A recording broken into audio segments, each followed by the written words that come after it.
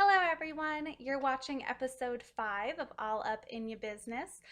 I am attorney Aiden Kramer with the law office of Aiden H. Kramer in Colorado. In this episode of All Up in Your Business, I'm going to talk about single member LLCs and some of the risks that come along with being in a single member LLC and ways to avoid those risks. So, first of all, the owners of an LLC are referred to as members. So a single member LLC is an LLC that only has one member or one owner. So the primary purpose of forming a limited liability company or an LLC is for that limited liability. The personal assets of the members or the owners is the personal assets are protected from debts and liabilities of the company.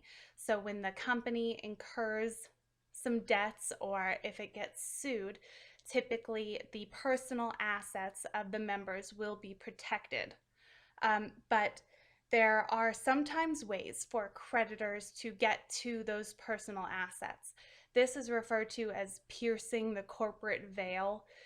You have to envision that a corporation or an LLC has this veil of protection for personal liability for the owners. So when a creditor can get to the personal assets, that they're piercing that veil of protection. So that's where that term comes from. It's piercing the corporate veil.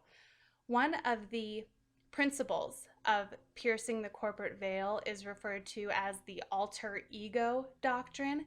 It basically means that there is no separation between the owners of a company, the members of an LLC, and the LLC.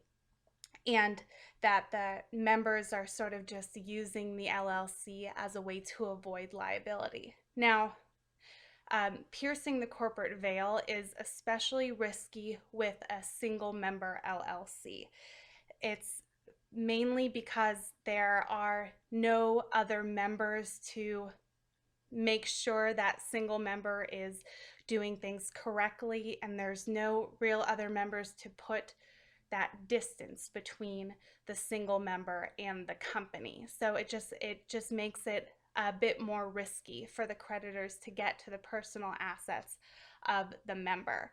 But given those risks, there are a few simple things that a single member in a single member LLC can do to protect that limited liability and avoid creditors piercing the corporate veil. One of the most important things to do if you're the member in a single member LLC is to follow legal formalities. Pretend you're in a multi-member LLC and do all the things that you would do in that instance. So if you were in a multi-member LLC, hopefully you would form an operating agreement, which would be basically instructions and guidelines for how the LLC is operated, what the responsibilities of each member are, what happens if there's a disagreement between the members, how members get paid, and it's the guidelines for the members to follow in operating the LLC. So if you're a single member LLC, you still need to have that operating agreement. It may seem a little weird that you're putting these guidelines together for yourself. You may think, I'm the only owner here. I can do whatever I want. Why do I need to follow guidelines? Well, if you do that, then you're basically acting like you aren't in an LLC, so why should your assets be protected? You need to act as if you're in a multi-member LLC and follow those same steps. So you need to either draft one yourself or have a good attorney draft an operating agreement that specifies how you get paid, what types of things that the business does and doesn't do, and you need to follow that operating agreement. Other things, other formalities would be keeping adequate records like tax records, keeping minutes. If you're in a multi-member LLC, the members would have meetings, either periodic meetings, or if something big was coming up, the members would get together and they would keep minutes of those meetings or notes of the meetings. So you may think, well, how am I going to have a meeting with myself? that's exactly what you need to do. If you are driving in the car thinking about business and you decide, I'm going to do this or this, I'm going to change this in the business, you need to go straight to your office, write down those decisions that you made, and call them minutes. And you just had a meeting with yourself and you kept minutes of it. So there you go. And same thing if you make a big decision, decide to change anything, you need to make sure you have written records of that decision and that authorization to do those things with the company, just as you would with a multi-member LLC. The next thing that's important to remember is having adequate capitalization. Some people would think that one of the easy ways to avoid liability would be to not have any money in an LLC. If a creditor sues the LLC and the LLC doesn't have any money or any assets, then the creditor is kind of SOL. But you can't do that. Doing that would put you personally at a lot of risk of getting your personal assets attached by that creditor. So you need to make sure there's adequate capitalization in the LLC and enough money for the business to be run off of. The third thing, which is probably the most important because it's the easiest for a single member to mess up, would be to avoid commingling funds. With a single member LLC, it's so important to keep business funds separate from personal funds. And that's probably why it's so easy for people, for single member LLCs, to screw this part up. Because you think, oh, the business has a little bit of money, I'm a little short this month, I'm just going to borrow some money from the LLC. No one will ever know. Who else is here to care? I'll just do it. It's not a big deal. Wrong, wrong, wrong. Keep everything separate. If you use your personal funds to capitalize the business in the beginning, that's fine. Just make sure you keep a record of it. Call it either a loan or a capital contribution. Just keep records of all the money that you personally put into the business.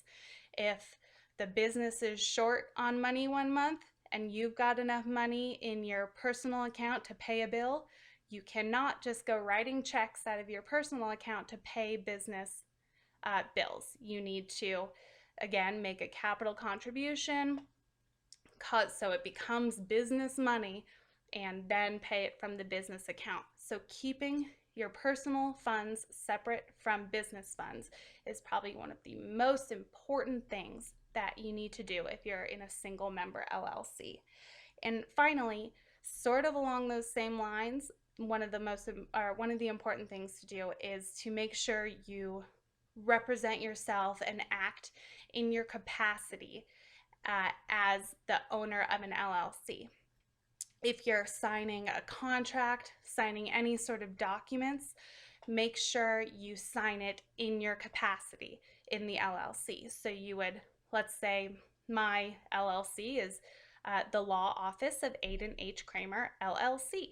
If I was going to sign some documents for the LLC, I would sign it the law office of Aiden H. Kramer, LLC, by Aiden Kramer, owner, or Aiden Kramer, president, whatever I decided to call myself. So I wouldn't just sign a business document, Aiden H. Kramer. I would need to specify that it's the LLC that is signing that document, and I'm doing it on behalf of the LLC in my capacity as the owner of the LLC. So those are a few of the most important steps that need to be taken in a single member LLC to avoid that risk of becoming an alter ego of the LLC and having a creditor be able to pierce the corporate veil and get to your personal assets. So despite those risks, if done correctly, a single member LLC can still be a very good business entity and a great way to keep your personal assets protected from the debts of the LLC, as long as you follow the rules, do what you're supposed to do, and in most situations you can avoid that risk usually. And it can't hurt. You're attempting to avoid those risks by following these rules, following the formalities, keeping money separate, doing the things that you're supposed to do. In that situation, a single member LLC can still be a good thing. So that's all for this episode. If you have any questions or comments about anything that I talked about, please let me know. If you are in Colorado and would like to speak with me personally, feel free to contact me. I will put my contact information at the bottom of this screen. Otherwise, thank you so much for watching. I hope you enjoyed, and I'll see you next time.